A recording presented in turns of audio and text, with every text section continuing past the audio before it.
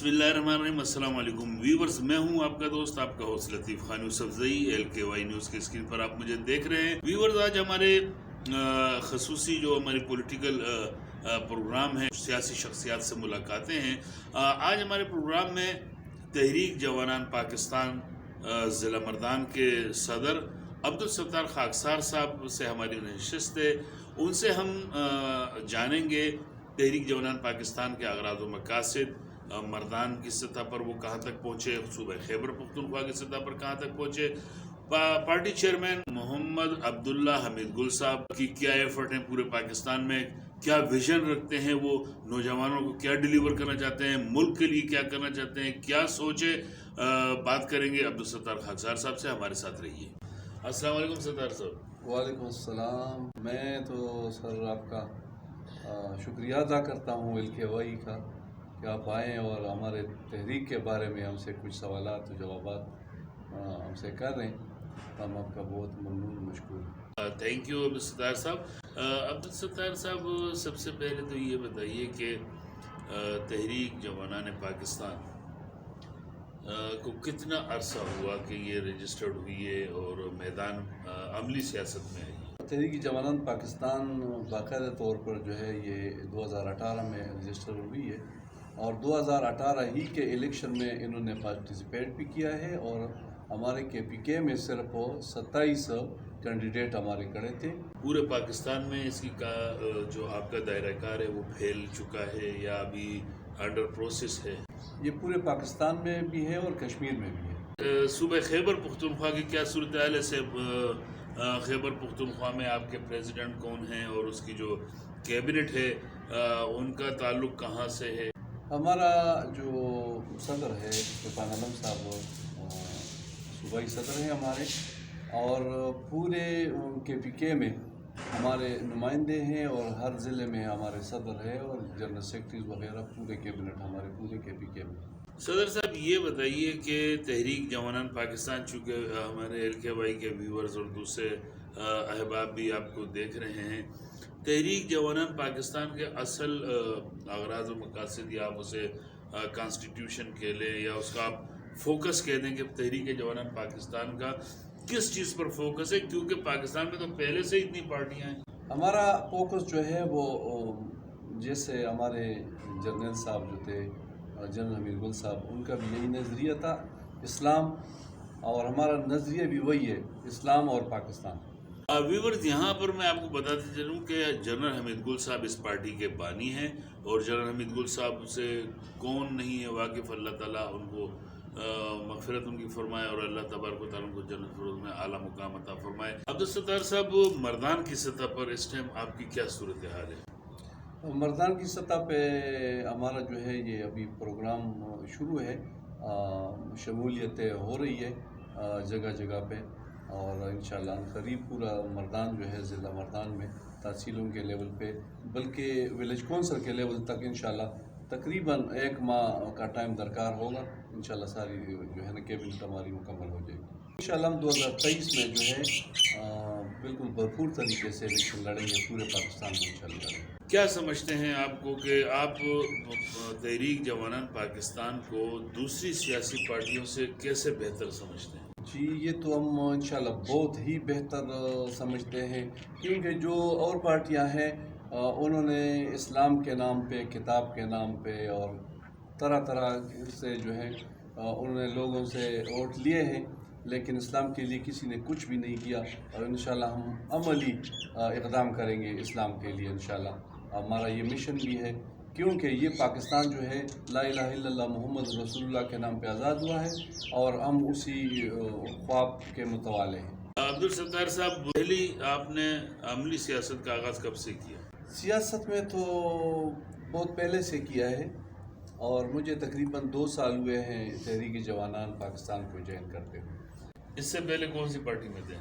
इससे पहले हम ताल्लुक़ रखते थे मुस्लिम लीग नून के साथ थे। ये बताइए कि मैंने आपसे पूछा भी कि जैसे चेयरमैन मोहम्मद अब्दुल्ला हमीद गुल साहब जो हैं वो पाकिस्तान को मुआशी तौर पर दीगर पार्टी जो मुल्क चलाती हैं सियासी पार्टी, लामाल हमारा मुल्क जमहूरी मुल्क है और उसको सियासी पार्टी के जो بڑے ہیں وہ آتے ہیں، پھر وہ اس کے ایگزیکٹو بن جاتے ہیں، تو کیا سوچ رکھتے ہیں وہ ملک کو آگے کی طرف لے جانے کے لیے، یا موجودہ حالات سے وہ مطمئن ہیں؟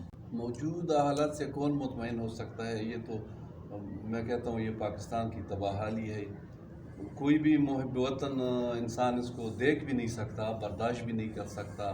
یہ جو مہنگائی کا طوفان ہے، یہ ہر طرف ظلم اور جبر ہے، اور کوئی پرسان حال نہیں ہے. CNG نہیں ہے، پیٹرول نہیں ہے، روز بروز دکاندار نرخنامہ نہیں رکھ سکتا بیچارہ. صبح ایک ریٹ اور دوپہر کو اور شام کو اور ریٹ ہوتا ہے. مطمئن کیسے ہو سکتا ہے؟ ہمارا انشاءاللہ اس کے لیے پروگرام ہے کہ جو انڈسٹریاں بند ہیں پورے پاکستان میں اس کو چلائیں گے. جو ہماری بنجر زمینیں پڑی ہوئے ہیں ہزاروں لاکھوں ایکڑ، انشاءاللہ ہم اس کو آباد کریں گے. اس پہ نہری نظام کا انشاءاللہ بندوبست کریں گے، اور اس پہ انشاءاللہ ٹیوب ویلز وغیرہ جو ہے. اور انشاءاللہ ہماری یہ کوشش ہے کہ ہم ایسے لوگوں میں جو کہ وہ کام کر سکتے ہیں لیکن ان کے پاس کوئی زمینیں نہیں ہیں، انشاءاللہ مفت پرووائڈ کریں گے انشاءاللہ ان زمینداروں کو زمینیں.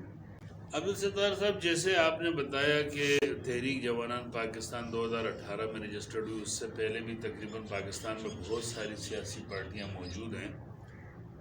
پاکستان تحریک انصاف بھی ایک اسٹرگل کرتی رہی، 22 سال اس نے اسٹرگل کیا، اور جو پاکستان کا جو منظرنامہ ہے سیاسی، اس میں سمجھتا ہوں کہ وہ ایک نوارد ہے، کیونکہ یہاں پر مسلم لیگ یا پیپلز پارٹی یا جماعت اسلامی، جمعیت علماء اسلام، یہ پاکستان تحریک انصاف میدان میں آئی.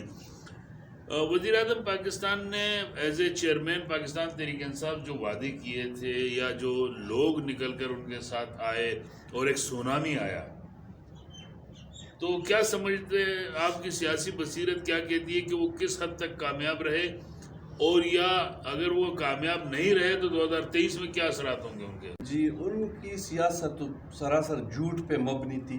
انہوں نے تو لوگوں پہ لاقانونیت کی وہ درس دے رہے تھے. جب وہ بل جلا رہے تھے، وہاں کے بل جمع نہ کرو، ٹیکس نہ دو، اور یہ جو ہوتا ہے کیا نام ہے، پیٹرول 60 کا ہے تو اس کا 40 ریٹ ہونا چاہیے، یہ باقی جو ہے نا، یہ حکومت جو ہے یہ ان کے کارندے یہ پیسے رقم جو ہے کھا رہی ہے. وہ تو سراسر جھوٹ تھا. 123 دن جھوٹ کے علاوہ مطلب رات کو وہ کیا سوچتا تھا کہ کل میں کون سا جھوٹ بولوں گا عوام کے سامنے. عوام بیچاری دھوکہ کھا گئی، اس کے ساتھ کچھ بھی نہیں تھا. کیونکہ وہ ایسا بندہ آیا ہے، ہمارا جو موجودہ حکمران ہے، وہ بیچارہ ایک یونین کونسل کا بھی کونسلر نہیں رہا. اس کو اس کا وزیر اعظم بنا دیا گیا پاکستان کا. وہ بیچارہ کیا کر سکتا ہے؟ وہ وہاں کتے جو ہے وہ پالتا ہے، اس کے وزیر جو ہے وہ اس کو کتوں کے ساتھ کھیلتے ہیں. ان کو کچھ بھی پتہ نہیں ہے، انہیں پاکستان کا بیڑا غرق کر دیا. تو یہی تناظر ہے، یہی وجوہات ہے کیا سمجھتے ہیں آپ کے جو بلدیات میں اس طرح اپسیٹ ہوا اور اتنی شکست ہوئی بری طرح؟ شکست میرا خیال ہے اب ہونی ہے، اور بھی صرف بلدیات میں نہیں. آپ اندازہ کریں جہاں جہاں ان سے سیٹ خالی ہوتی گئی MNA کی یا MPA کی، وہ دوبارہ نہیں جیت سکے بری طرح. وہ پہلے سے ہار چکے ہیں. بلدیات تو اب یہ جو ہے، اب بلدیات میں تو میرا خیال ہے کوستان میں یا بنیان میں کچھ سیٹیں ان کو ملی ہے، لیکن آئندہ انتخابات میں کوئی بھی ان کو سیٹ نہیں ملے گی. یہ میں دعوے سے بات کہتا ہوں، کیونکہ ان کو اپنا نتیجہ پتہ بھی ہے. جو بھی ضمنی الیکشن پہلے ہوئے ہیں، آپ کو پتہ ہے، آپ کے سامنے ہے، کوئی سیٹ یہ نہیں جیت سکی، یہ پھر بھی نہیں جیت سکیں گے. عبدالستار صاحب، جنرل الیکشن میں چونکہ آپ مردان کے صدر ہیں، تو تحریک جوانان پاکستان سے ارادہ رکھتے ہیں مردان سے کینڈیڈیٹ لانے کے؟ بالکل سر، بھرپور طریقے سے. یہاں جتنے بھی ہمارے 8 صوبائی سیٹ ہے نا، 8 پہ انشاءاللہ ہم اپنے جو ہے نا بندے کھڑے کریں گے، اور 3 MNA کے سیٹ ہے انشاءاللہ اس پہ بھی اپنے نمائندے ہم کھڑے کریں گے، اور انشاءاللہ جیتیں گے. ہماری قوم جو ہے وہ پتہ چل گیا نا اس حکومت کو کہ انہوں نے ٹکرا دیا. انشاءاللہ یہ سمجھ گئی ہے، اور اب آئندہ انشاءاللہ کوئی بھی ایسی حکومت نہیں آئے گی جو اسلام کے لیے اور پاکستان کے لیے کام نہیں کرے گی. عبدالستار صاحب، آپ کے جو چاہنے والے ہیں اور آپ کی پارٹی کے پورے ملک میں، خصوصاً مردان میں جو ہیں، آپ تحریک جوانان پاکستان کا کیا پیغام ان نوجوانوں کو، بڑے بوڑھے جو ہیں، بزرگ ہیں، یا خواتین و حضرات کو دینا چاہیں گے؟ میں اپنے پورے ملک کے، پاکستان کے جتنے بھی لوگ ہیں، عوام ہے، ہمارے بھائی ہے، بہن ہے، بزرگ ہے، چھوٹے ہیں، بڑے ہیں، جوان ہیں، میں سب کو یہ پیغام دینا چاہتا ہوں کہ آئیے ہمارے ساتھ شانہ بشانہ ہو کر ہمارے تحریک میں شامل ہو۔ تحریک جوانان پاکستان یہ اسلام کے لیے میدان میں نکلی ہے، اور اسلام کے بغیر مسلمان کچھ بھی نہیں ہے، اسلامی قانون کے بغیر کچھ بھی نہیں ہے۔ یہاں 73 سال ہو گئے پاکستان لا الہ الا اللہ محمد رسول اللہ کے نام پہ آزاد ہوا ہے، لیکن بدقسمتی سے یہاں پہ وہی لاڈ مکالے کا قانون ہے۔ ہمارا مشن یہ ہے کہ ہمارے جج کے ہاتھ میں قرآن پاک ہو، لاڈ مکالے کا کتاب نہ ہو۔ ہمارے اس مشن میں میں کہتا ہوں ہمارے سب مسلمان بھائی ہمارے ساتھ خوشی سے ہمارے ساتھ جو ہے نا اس کارواں میں شامل ہو، اور ہم سب کو دعوت دیتے ہیں۔ انشاءاللہ آپ کو یہاں پہ کوئی غم، کوئی پریشانی نہیں ہوگی، انشاءاللہ آپ سارے خوش رہیں گے ہمارے کاروان میں، کیونکہ یہ ایک عظیم جنرل حمید گل رحمۃ اللہ علیہ کا کاروان ہے، اور ہمارے صدر جو ہے KPK کے وہ بھی ایک غیور خاندان سے تعلق رکھتے ہیں اور بہت زبردست قسم کے انسان ہے، اور وہ جنرل حمید گل رحمۃ اللہ علیہ کے دست راست تھے، اور وہ خود بھی بہت بہادر انسان ہے، اور ہمیں اس پہ فخر ہے، جس کا نام عرفان عالم صاحب ہے اور پشاور میں رہتے ہیں۔ میں سب پاکستانی جتنے بھی نوجوان ہیں، میں سب سے عاجزانہ درخواست کرتا ہوں کہ آئیں اور ہمارے کاروان میں شمولیت اختیار کریں، تاکہ ہم پاکستان کو ایک ترقی کی راہ پر گامزن کر سکیں، کیونکہ ہم ایک خوشحال پاکستان کو دیکھنا چاہتے ہیں، اور ایسا نہ ہو کہ اسی طرح قرضوں میں ڈوبا ہوا پاکستان ہم آئندہ نسلوں کے لیے چھوڑیں تو وہ نسلیں جو ہیں وہ ہمیں بددعائیں دیں گی، بجائے اس کے کہ وہ ہمارے بچے ہمیں دعائیں دیں، ہمیں بددعائیں دیں گی۔ تھینک یو عبدالستار صاحب، شکریہ۔ ویورز، یہ تھے تحریک جوانان پاکستان ضلع مردان کے صدر جناب عبدالستار صاحب۔ عبدالستار خاکسار کے نام سے جانے جاتے ہیں۔